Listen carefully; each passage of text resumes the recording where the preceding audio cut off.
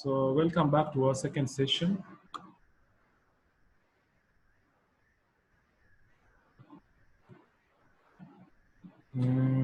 Let me just go straight back to the notes.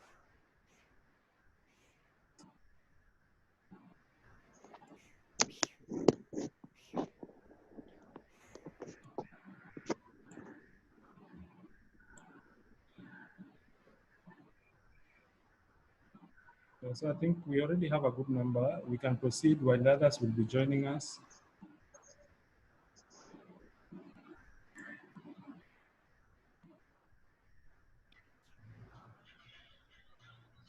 Let me just confirm whose mic is on.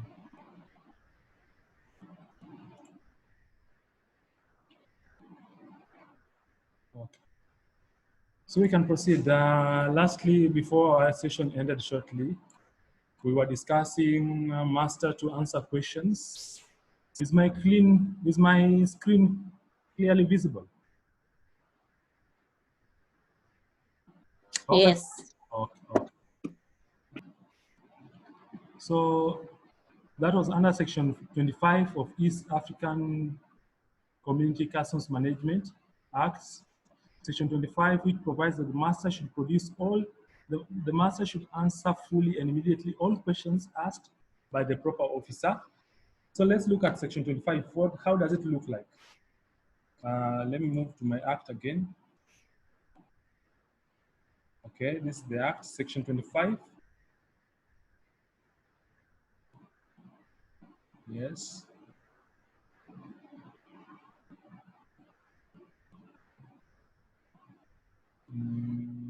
Section 25. Let me see. Section 24. Yes, 25. Master to answer questions. I hope it's clearly visible. If it's not, I can zoom in further. Let me see if I can make it a little bit clear.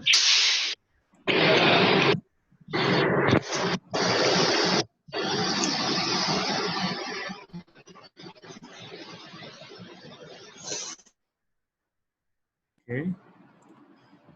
Sorry for that. So, master to answer questions. So, the master or agent of every aircraft or vessel shall answer fully and immediately all such questions relating to the aircraft or vessel, its cargo, stores, baggage, crew, and passengers, as may be put to him or her by the proper officer. Part B, shall produce all such documents in his or her custody or control relating to the aircraft or vessel, its cargo, stores, baggage, crew, passengers, as the proper officer may require. So the part A he will answer, part B he can produce or will be required to produce documents supporting what he has answered in part A. Let me mute also vigilance. Okay. Yeah. So at least that's easily understandable. Let's go back to the notes. So in short form, this is what we have just read from the Act. The master should answer fully, immediately all questions asked by the proper officer. The questions asked can be pertaining to the crew, the parcels within that consignment, the cargo manifest, arms and ammunition list, bond store list, narcotics list, crew list, ship stores, particulars, last port of call list, passenger list, etc. So among all these, he may be required to even produce documents regarding all this so that he can support whatever he has said, so that he can corroborate whatever he's saying that to be contained within those particular documents. Let me see. Okay. There's one individual waiting to join. I think they're joining. So, master to answer questions, I think you can easily be understood. And therefore, you can understand what all these particular documents will be pertaining, and they'll be able to answer the questions that are put across by the proper officer to the master. So documents presented upon arrival are these. So we are going to understand what these documents that we have mentioned here consist of. What are these documents? And what are the informations pertained within these particular documents? So let me again mute another participant. Okay, let's proceed. So the first document would report inwards for vessel. Report inwards for vessel. Jared, Jared, are you not very far from the screen? Are you even getting us? Okay, okay. So report inwards for vessels. A prescribed form prepared by a master of vessel or aircraft on particulars of the vessel or aircraft, nationality, tonnage, number of crew, port of landing or departure, etc. So these are some of the details that are captured within the report inward of the vessel. What are these details? Particulars of the vessel or aircraft, nationality, tonnage is in terms of weight in terms of ton, number of crew, who are the people, uh, crew being the individuals who work within on board that particular vessel, then port of landing or departure, the port from which that consignment was from, and the port where it's now landing at, etc. So these are some of the items that are contained within the report inward of the vessel. So this report inward will be provided to the officer by the master of the vessel. Then the next thing is the cargo manifest. The cargo manifest is a prescribed form prepared by the master of the vessel or aircraft indicating a list of goods by consignment to be landed at a particular port.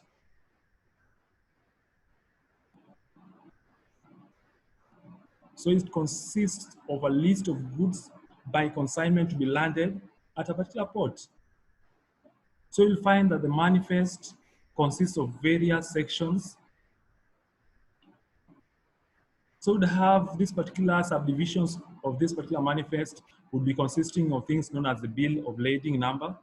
So the bill of lading, which will be, I'll maybe try to show you some examples of this later on in the unit so that you'll be able to understand how the manifest and how it will look like, maybe some of the description of these particular items, so that you can be able to know how it's broken down into detail.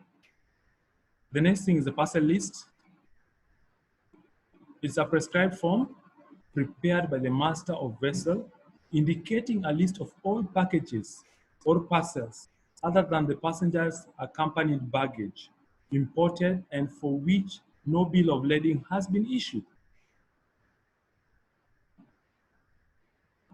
So therefore, the parcel is a little bit different from the cargo manifest in that it constitutes items other than the personal baggages of the people on board of that particular vessel, and these items are not provided for under the bill of lading. That's why I was talking, when I was telling about the bill of lading, I said that they are parts of the cargo manifest. Are you together? So the parts of the cargo manifest that are broken down into specific bills of lading. So bill of lading, let it not be a strange term to you. They are just sections of what? The manifest. So a parcel list will constitute what is not within the bill of lading and also is not considered personal baggage of the individuals or the individuals on board of that particular vessel. So once we've understood what the parcel list is all about, let's proceed to general declaration. The other document, general declaration. In this, in case of an aircraft, it is a prescribed form prepared by the master of an aircraft detailing the particulars of the aircraft, nationality and registration, total number of crews, number of passengers, and cargo. This is in the case of what? An aircraft. In the case of a vessel, we had talked of cargo manifest. And we had also talked of report inwards. Let me see whose mic is up. Okay.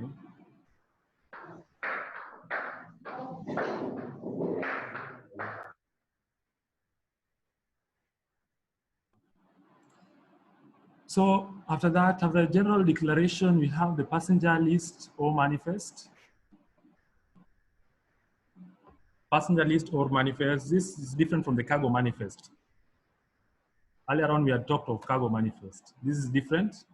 Now we have a passenger list or manifest. It is a prescribed form prepared by the master of an aircraft, listing all passengers aboard, indicating their names, sex, and place of embarkation or disembarkation, destination, and other particulars. So this consists of information regarding who? The passengers. So passenger list or manifest. It's a prescribed form prepared by the master of an aircraft, listing all passengers on board, indicating their names, sex, place of embarkation, disembarkation, destination, and other particulars. These are places maybe where they stop temporarily, maybe to board from one vessel to another, and all that.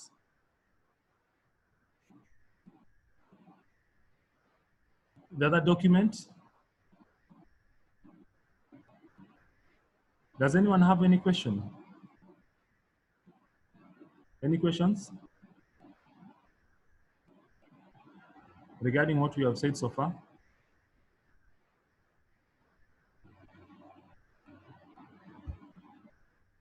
No question? Okay, if there are no questions, let me proceed. Abbas, I hope you are with us. Yes, sir. Okay, okay. Let's proceed.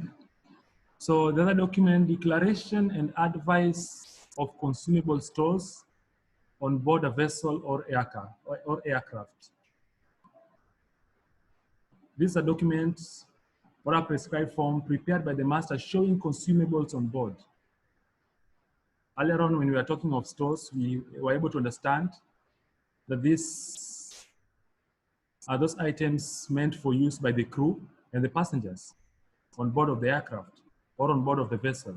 So therefore, a declaration and advice of consumable stores on board of a vessel or aircraft is a form prepared by the master showing consumables on board. Then another document is crew declaration. It's a prescribed form prepared by the master in which crew declare goods in their possession. In which crew declare goods in their what? Possession. Crew are individuals who may be working in that particular vessel, and therefore, under crew declaration, they'll be able to declare goods in their possession. Then the next thing is cargo manifest for the vehicle, for vehicles. We do understand that vehicles come into our territory, isn't it? You may have vehicles crossing in at the various points. That's maybe at Malaba, Lunga Lunga, among other border stations. So cargo manifest for vehicles. They may even be passenger carrying vehicles. So it is a prescribed form prepared by the person in charge of the vehicle, detailing particulars of goods in that particular vehicle. So whenever you come across such vehicles, maybe if you are I think Nason's camera is a little bit hanging. Okay, I think it's back on. So, as I was saying, cargo manifest for vehicles is a prescribed form prepared by the person in charge of the vehicle, detailing particulars of goods in the vehicle.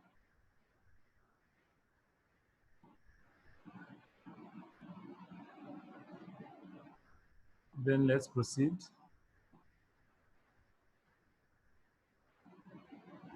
So some of the documents I think I've already been able to clarify.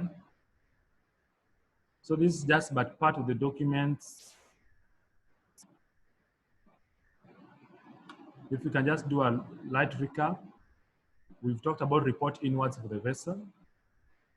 We talked about cargo manifest. We've talked about parcel list. We also talked about general declaration in the case of what? Aircraft, passenger list or manifest. We've also talked about declaration and advice of consumable stores on board of the vessel or aircraft. We also talked about crew declaration. We also talked about cargo manifest for vehicles as the last item under the documents. Any document that anyone doesn't understand so far?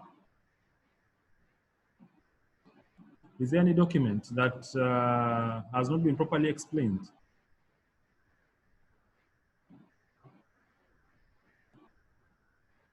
Yes?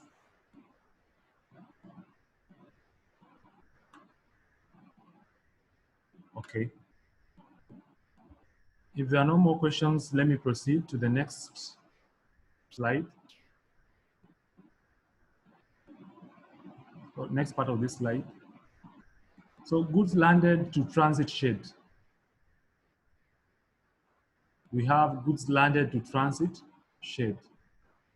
I hope you know what we mean by the term transit. Transit would be consignments brought into partner states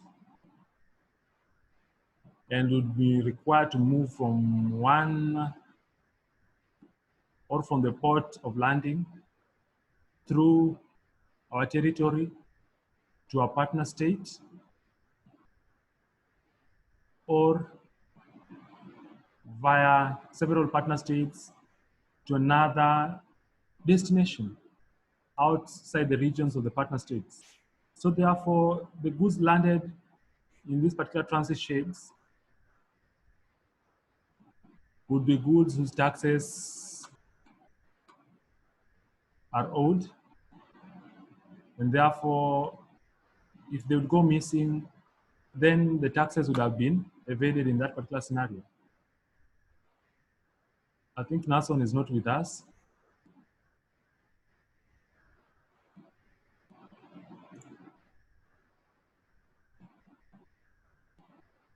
Please, guys, let's take the classes serious because at the end of the unit, class attendance is very, very much important.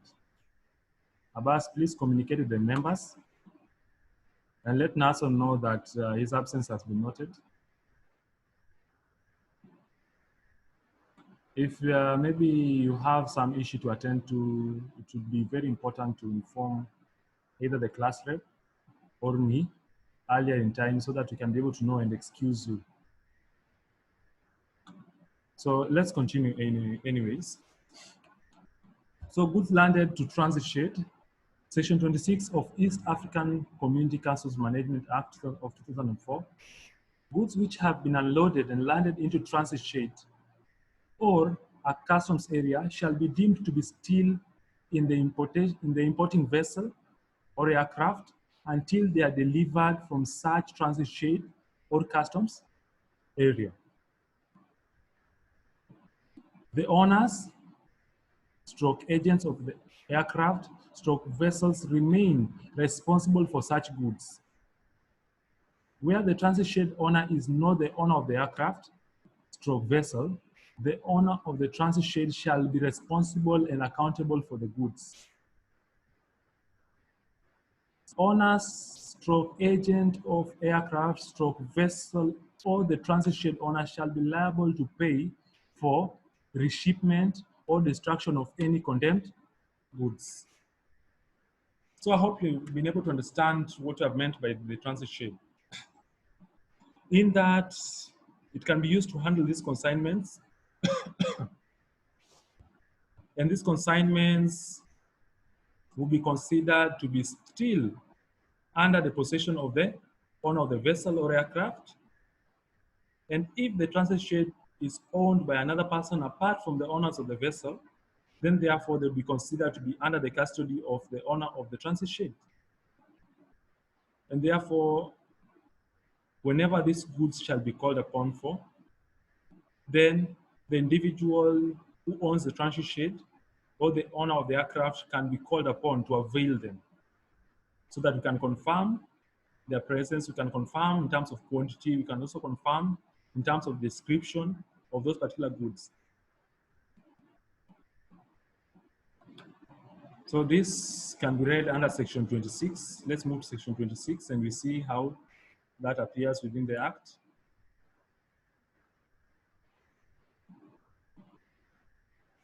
Goods in transit shed, etc., deemed to be in the aircraft or vessel. So section 26 has 6 subsections. And in summary, what we've read in the PowerPoint is all summarized within this particular section. So goods which have been unloaded and landed into a transit shed or a customs area shall be deemed to be still in the importing aircraft or vessel until they are delivered from such transit shed or customs area. And so long as they remain in the transit shed or customs area, the owners or agents of the aircraft or vessel shall continue to be responsible for the goods as if the goods had not been removed from such aircraft or vessel. I think the rest I leave for you to read on your own.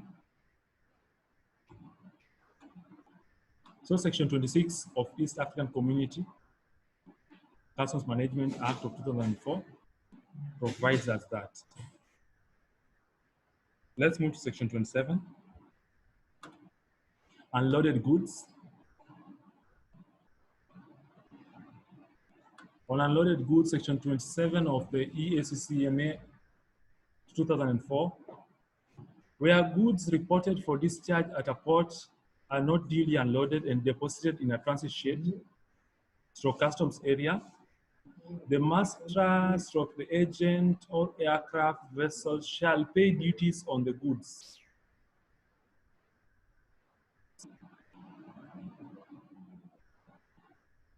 So if they are not duly unloaded, then the master or the agent of the aircraft shall pay duty on the goods. Let's go to the Act, section 27, so that we can also read it comprehensively.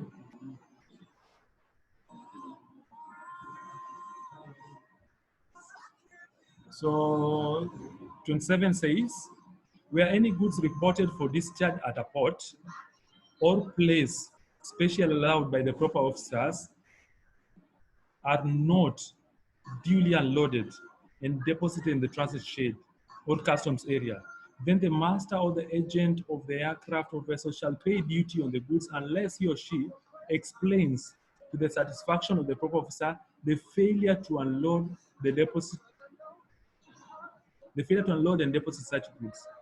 So you find that the reason why this is provided for is because if the owner of the vessel fails to deposit these goods within the transit shed, which is a secure location, and that secure location is such a location whereby we are sure that those goods meant for transit will not go missing, then if he places them anywhere apart from this, then I think you'd be liable to pay those particular duties, because we won't now be sure on the safety of those particular goods, on the safety of quantities. So therefore, that's why if you as an officer or you as a person in charge of the customs area, let me just mute. Your name. Okay. So once you've understood that, that's section 27.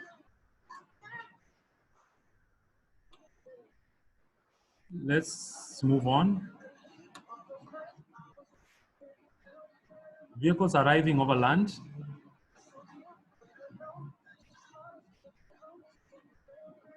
According to section 29 of East African Community Customs Management Act of 2004, the person in charge of vehicles shall, these are motor vehicles arriving over land, maybe at any border station. So the person in charge of that vehicle will do the following: report his or her arrival at the frontier port. Once he has done that, furnish on a prescribed form required information concerning the vehicle and goods, and submit a declaration on a prescribed form as to the truth of the particulars contained in such form. So therefore, you'll furnish a prescribed form with information concerning vehicle and the goods, and also submit a declaration declaring that all the information provided or furnished there above are the truth, and go ahead to sign that. Then the next thing you'll do, fully and immediately answer all relevant questions put to him by the proper officer. These questions may be aimed at confirming the truth of this particular prescribed form. Then produce all consignments, notes, and other relevant documents. Other relevant documents may include even if he has consignments that were bought in another area, then they may be accompanied with invoices, they may be accompanied with receipts, among other documents. So these documents may also be produced will also be produced at this particular juncture. Then lastly, make due entry of the vehicle and of any such goods.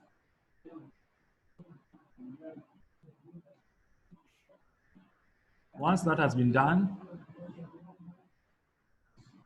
I think you'll have completed all those. And this is provided for under section 29 of the Act. Arrival over land. You can be able to read that, but that's a brief. I think this is a little bit bulky. This is a brief of what is contained within section 29.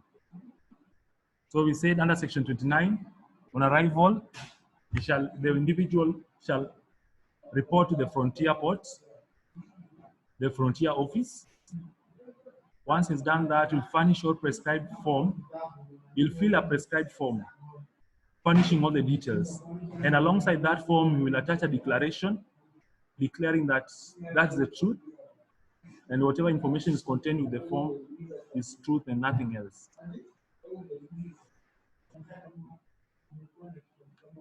Then fully and immediately answer all questions. Again, he'll produce all consignment notes and other relevant documents. These are documents supporting still the same information he has provided. Then lastly, make a due entry of the vehicle and any such goods.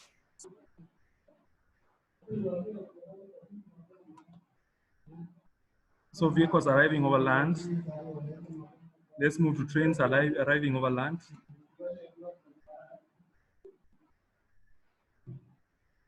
Trains arriving over land. Section 30 of East African Community Customs Management Act. For the purpose of trains arriving at a port,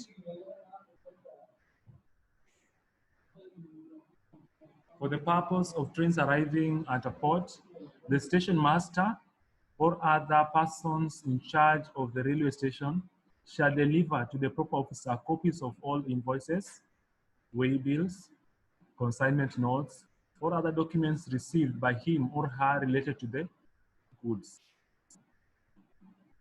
So the station master will provide those particular documents. 2, a station master or other person in charge of railway station at any port shall not, without the written permission of a proper officer, permit goods subject to customs control required to be entered at the port and conveyance to that station in any train to be removed from the transit shed or customs area appointed by such a station, or be forwarded to any other rail station, and it shall be an offense to remove any goods from such shed or area before delivery or removal has been authorized by the proper officer. So any removal of such goods that have been bought by train or have been brought by rail shall be restricted and shall be required to adhere to the restriction that the officer has provided. So if they are to be moved from the transit area to any other location, then therefore they'll need approval from the proper officer. And they shall only be moved to a place that has been properly authorized, a place that has been properly authorized by the proper officer. So you understand that once the consignment arrives, the station master will avail various documents, which would include invoice, waybills, consignment notes, among other documents relating to those particular goods. And still, the station master will be restricted not to move these particular goods apart from maybe placing them within the transit shed, but he will not be required to move them out of those particular areas unless he has obtained approval from who? The proper officer. And the proper officer has been, I think, Section 7 of the Act. Let's just read Section 7 of the Act and see what it says. Let me move this to the side.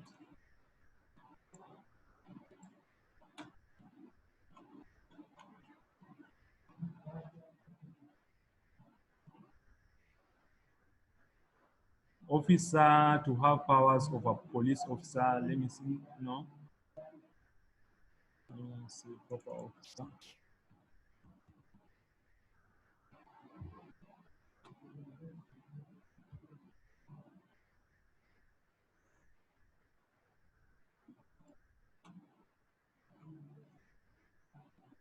Sorry for that. Let me move a little bit. I think some small IT issues. Okay, I've been able to find the tab. So,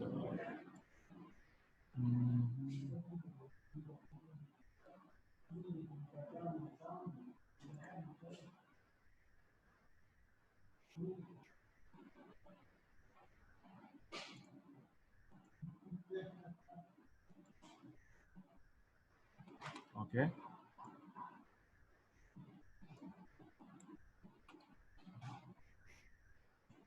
So,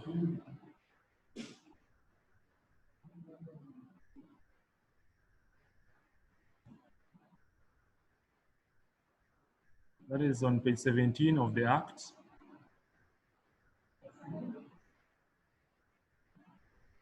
Under preliminary provisions, you see this? Under preliminary provisions, there are clear definition of what the proper officer should be. So that is part 2. Under page 17.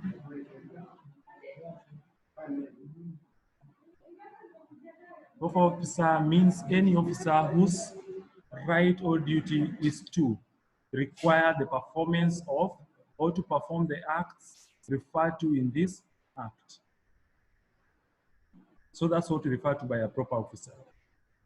So that officer whose right or duty is to require the performance of or to perform acts referred to within this particular act.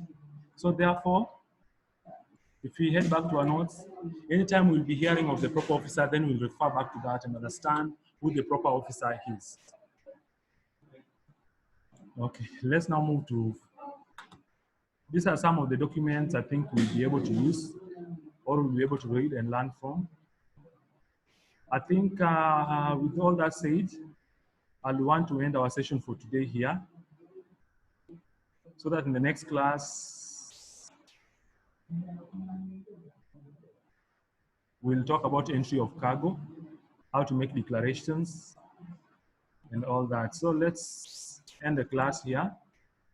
Further readings, you can read the following documents so as to be able to understand arrival over land otherwise than by vehicle, section 31, clearance by pipeline, section 32, unloading of cargo, section 33. In the next class,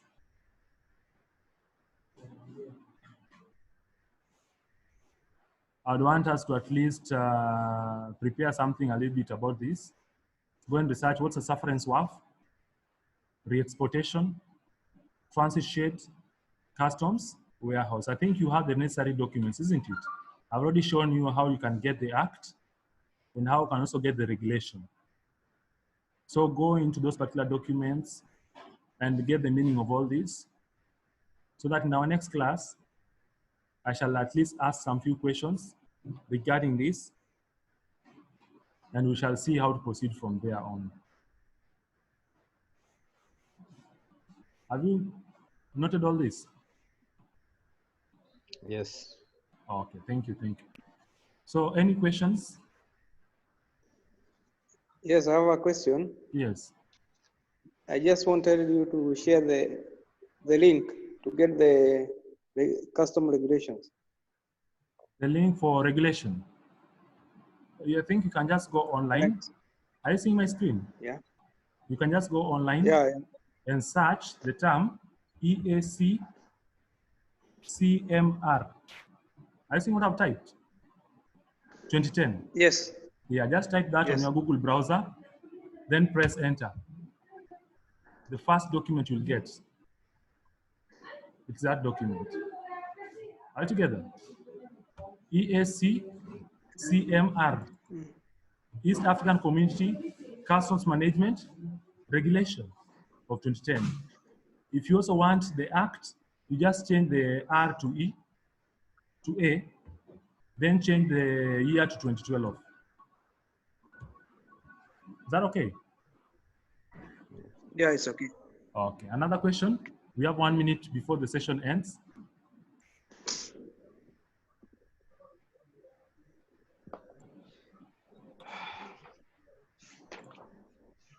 Any other question before the 1 minute lapses? So Abbas, with all that said, our next class is next week. I'm sure everyone is prepared and ready to attend because today the participants were 13. That's including me. And I know the class is bigger than that, isn't it? Yes. Yeah, so next time let us have a better attendance. Otherwise, people have a lovely night and a nice weekend. Same too. Sam.